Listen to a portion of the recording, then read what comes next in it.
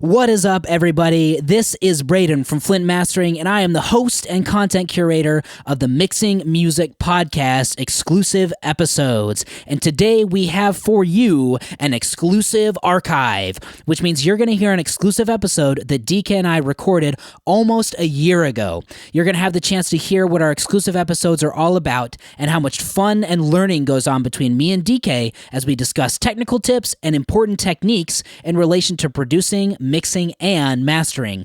If you enjoy this episode and you'd like to be a part of the exclusive content we provide twice a week, you can do so by heading over to mixingmusicpodcast.com/exclusive. Thank you so much for listening. We love you, we appreciate you, and we couldn't do this podcast without you. I hope you enjoy this episode of the exclusive archives. And with that, happy mixing, my friends, and stay saucy.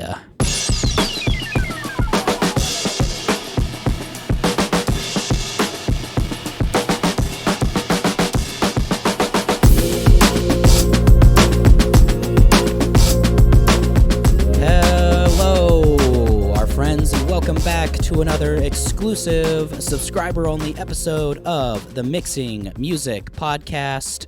First and foremost, thank you for subscribing. Thank you for supporting us. We love you and we appreciate you. And today, I will be your host, Braeden from Flint Mastering. And joining me is the legendary Daddy Dee Kei. What's up, Dee Kei? What up? Good morning, afternoon, evening, whenever the hell you're listening to this episode. We have a good one planned for you today. How are you doing, Braeden? Well, my wife had the vid, and now I've got it. So you have it currently at this moment? Yes, currently at this moment, I have the vid 19.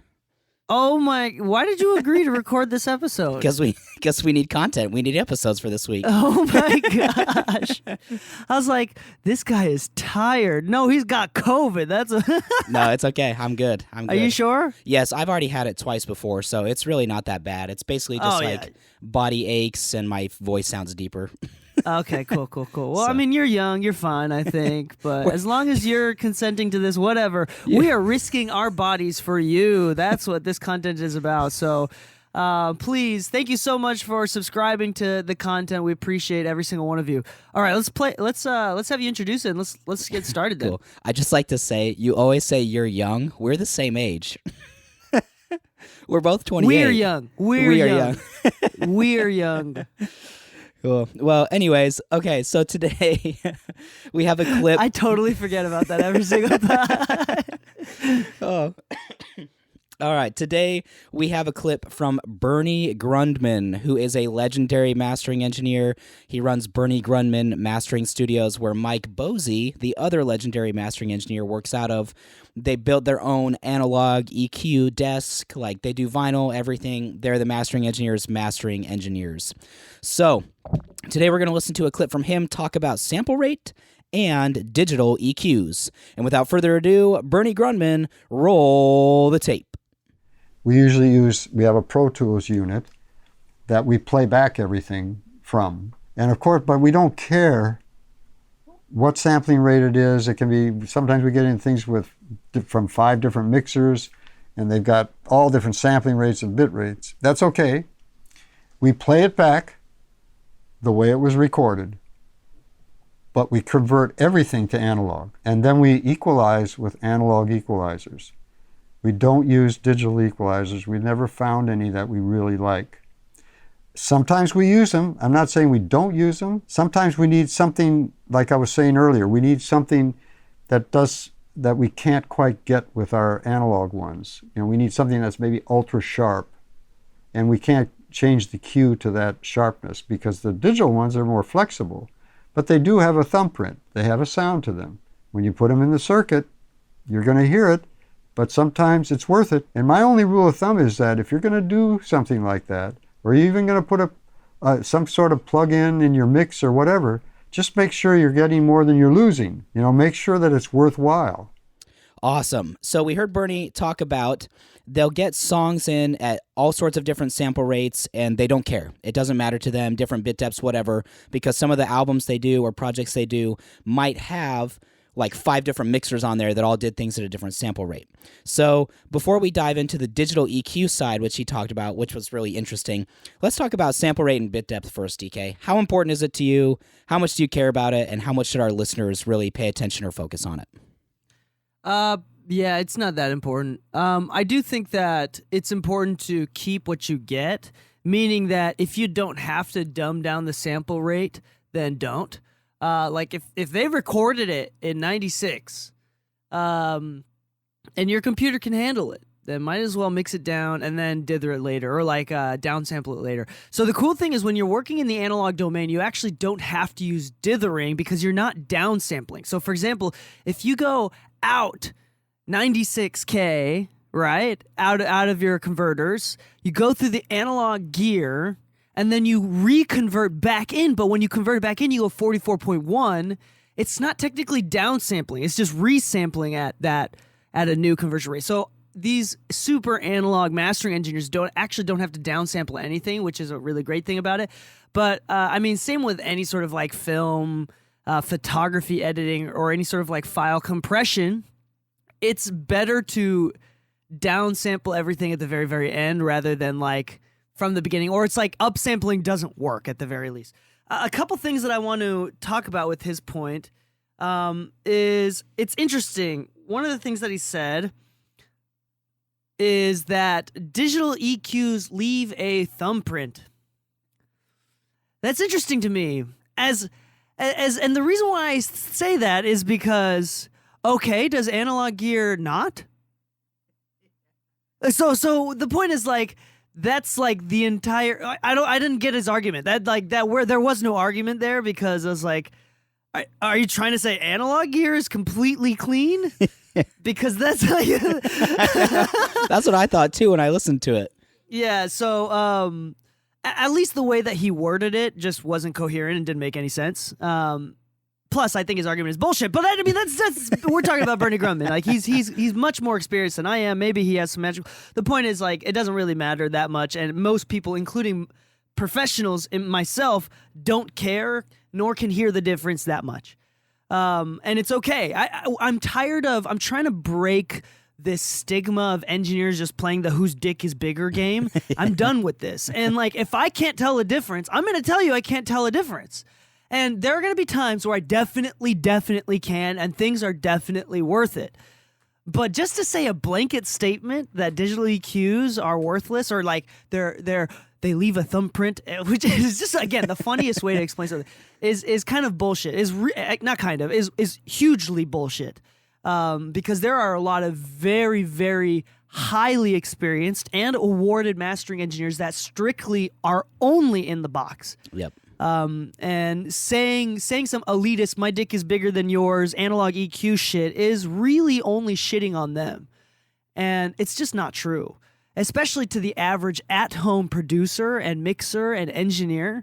Why would you want to make them feel insecure? It's not true at all. So if you're working at home and you don't have access to this analog stuff, I'm going to tell you firsthand right now as a professional, that should not hurt your creative process, nor should it make you feel insecure. And all of that shit that Bernie Grundman is doing is mostly marketing. I'm not denying his experience. I'm not denying that he knows a lot more than I do, but I am denying that it's a lot more fluff and it's way less practical than it comes off being. I think the most important part of this episode that we should learn from is the sample rates thing. Is if you get a session at 48, mix it at 48 or whatever, 96. I mean, 192. I mean, 192 is kind of pointless, but whatever you can. Everybody that's listening to this episode should go check out The Mastering Show by Ian Shepherd. It's another podcast, and like within the first 10 episodes, I've talked about this on the main show multiple times. He talks about converters and conversions and sample rates in more detail than we will ever get into on this episode. It's really, really interesting, and maybe we should pull some clips from his show in the future. But it's a really, really interesting show. You should check it out. One of the things that he argues actually is that the actual manufacturing process of converters, in order to make a converter that can process and convert signals at the same quality in all those different sample rates, would cost $50,000 plus. And so in order to make a cheaper interface that does all these sample rates, you have to skimp and make sure some of the sample rates just don't work as well, and you have one main sample rate. So for example, and he even has like tests where you can do like tones through your computer, and if you hear anything at all, that means it's distorting and that sample rates may not work for you. The link anyway, you should just check out his show. It's really interesting. I did that with mine when I was working on UAD. I found out that 4824 was the best. Specifically, it wasn't bit depth. It was just sample rate. But 48K was actually the best, highest quality sample rate that I can get out of my interface. So which is very interesting. So it's not just what you get, but it's also how well your converters work, which is just a whole nother dimension for it. But again, is this practical? And I'm all about practicality. Like even if you're a home mastering engineer, like I wonder how practical this is. Can I hear the difference between 44.1 and 48K? No. Not really. Nope. Maybe. I think I've been able to tell once or twice. And like it's funny because that's one of those things where it's like it depends on the song and how much high frequency content in the song. So if it's like a dark song, I'm definitely not going to be able to tell. But if it's like a really bright, annoying song, maybe I'll be able to tell. So it's like even less practical because that's how hard it is to hear that stuff. And that's coming from like a trained ear. Like whenever I do like engine ears, or not engine ears, the sound gym, where it's like they like categorize you and do like sound tests to figure out where you're at. Like I'm always in the 98th percentile for all this stuff. So it's like this is no bullshit kind of thing. So it's interesting. I agree. It's something that I think people sometimes focus on a little too much. And I can tell you just from my own personal experience, I can't hear the difference between 44.1 and 48. I mean, it's like the only time I feel like But Braeden, you're a mastering engineer. You can't say that thing out loud. Well, you can't say that out loud. People won't trust you. Maybe it's because I suck. I don't know. No, it's definitely because... No, I'm just kidding. I'm teasing you. No, but I mean, that's the point, though. It's like, I think that's important to like be able to admit. And again, like I'm really, really tired of the audio engineering. Like this is like a really explicit way of saying it. Like, but I don't see it any other way. It's literally a dick measuring competition, and that doesn't make anybody better. All it does is it makes everybody, including yourself, more insecure. Yep. So it's like it doesn't help anybody, and it like low key to me, it makes you look bad. And I'm gonna judge you. I'm like, okay, you hear this? All right, whatever, okay. Yeah. No, going back to kind of what, Bernie Grundman had said, like, when I get songs for mastering, I don't, and also what Dee Kei said, I don't upsample at all. Like, I'm just going to master it at what it came in. There is a mastering engineer, his name is Justin Perkins. He does lots of stuff for Wavelab, and he talks frequently about, like, either he has the most insane clients ever because all of his files are 96K, 192, or no, excuse me, they're all 96K, and like I think he's upsampling when it comes in because there's no way all of his clients are sending him 96K files. But like in my own personal experience, it's just better to just master it at what it's at and then send it back. Or if you're mixing, just mix it what you get the files at, send it back. And the thing is, the only people who worry about it are like super engineer nerds. Like nobody listening in their AirPods is like, oh, this must be 44.1. Like there are hi-fi enthusiasts that also claim to the same level that some of these dick measuring mastering engineers do, that they can hear it. But I've talked to a few friends that are hi-fi enthusiasts, like real hi-fi enthusiasts that have spent thousands and thousands and thousands of hours listening to various different devices and things. Yeah. Even when it gets down to it, even they admit it's like, yeah, it's a little bit bullshit. Yeah, for sure. Yeah. Well, I'm going from like MP3 to Wave or like MP3 to lossless is a good one. Yeah. Going from SoundCloud to anything sounds better. SoundCloud just sounds like shit. I'm sorry. Yeah, it does. It's so bad. It's to the point where like if you try to get me to do mix feedback for your mix, but you're giving me a SoundCloud link, I'm like not confident with my feedback because it's like it's going through SoundCloud compression. Like everything changes so much. But other than that, if you're in lossless already, like how much definition you can get in lossless, Also, if I ever wanted to blow up and sabotage someone's computer, what I do is pull up a session in 192 and then pull up one Acoustica plugin, and then their computer is fried. The Acoustica plugins are CPU hogs. Oh my gosh, dude! Like they sound great, but holy cow! That's good to know. Especially when I like upsample it 192 times. Their little clipper does that for some reason. Lou's been using it. Told me about it. That's good to know because I've been considering purchasing Acoustica plugins because apparently they're amazing. But yeah, but you're a mastering engineer. You only use like up to 15 max. Eight at the most. Yeah, good. That's a good number to be at. That's a good number. Or I guess what's the max you do on Pro Tools? 10? Yeah, it's 10 at the most. Yeah, that's the max you could do in Pro Tools. It's never 10 though. It's like 8 at the most, and 3 of those are normally limiters. But the last thing I'll say is, when Bernie was talking about his like EQs, he said make sure you're gaining more than you're losing, and I know he was talking about like digital EQs and the footprint they leave and all that stuff, but I think that's a really good point to keep in mind, especially when mastering. If you're using an EQ, make sure that you're not totally killing the track. Make sure you're not just like totally thinning it out or making it way too bright or things like that. Make sure if you're going to use an EQ, whether it's analog or digital, like Bernie says, just make sure you're gaining more than you're losing, and you'll be good to go. Amen. So, cool. Well, on that note, I think we'll wrap it up. Takeaway from this, Bernie Grundman is full of horse shit. No, I'm just kidding. No, wait. I'm just kidding. No, I'm just teasing.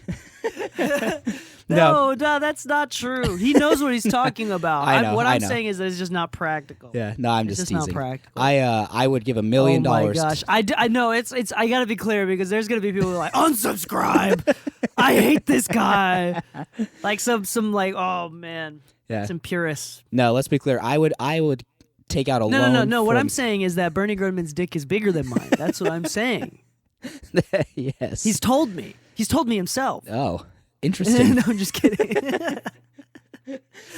What is that? What movie is that from? When he's like, they're like, it's like, oh, he's super nice. He told me himself. I have no idea. I've never heard that before. Oh man, I forgot what that's from. Maybe leave a comment or just DM us if you know what that's from. Yeah. Or know the exact quote because I know I butchered it. Or if you can hear the difference between 44.1 and 48, DM us. Yeah, no, yeah, and like we're not gonna make fun of you for it, but like actual, like practical conversations. We'd love to have conversations with you. DM at Flint Mastering. Yep. We'd love to have a conversation with you. Maybe even spark some future episodes, and maybe even spark some more research into a different direction. So we always recommend it. Just again, hit up at Flint Mastering. Braeden will get back to you. I promise. I will. I respond very promptly to my Instagram messages. So for the housekeeping. Awesome. Make sure you go to youtube.com/DK Mixes. Subscribe to the YouTube channel where more exclusive content will be coming out in the future. It's free. It's literally free. So if you don't subscribe, you a bitch. No, I'm just kidding. Don't take that out. Leave that out. Or maybe leave it in because I said take it out. And then more people unsubscribe. This is just totally the bad. We've got off the rails. It's time to leave end this it. all in. We got to leave this all in. Yep. All right. Cool. I love you though, whether you subscribe or not, but I appreciate you. We have so many more people that have subscribed to this exclusive content. Like every single one of you, like so amazing. We have new people that subscribe almost every single day. Literally, you are the butter to my bread, the socks for my children. The tickle to my fancy. That's the tickle to my fancy. The pajama to my bees. Wait, no, the knees to my bees. The pajamas to my cats. There you go. And maybe in one of our next episodes or something, we'll give a shout out to all the people who have subscribed. I know we did that one time. I don't know if we're going to keep doing that, but we'll see. We do shout outs on the main content. Shout outs on the main content. There we go. Let's go. All right, cool. Maybe we should like do every episode. We just direct it to somebody on the list. Wait, so this episode is dedicated to Steven, and we just like talk to Steven if he's there. And just like... Steven, we know you didn't care about sample rate, but we're going to answer it for you. Okay, Steven? Cool. Well, yeah, subscribe to DK's YouTube. Watch his Twitch live streams. And, yeah, we'll call it good there. DK, sign us off. Happy mixing, my friends, and stay saucy.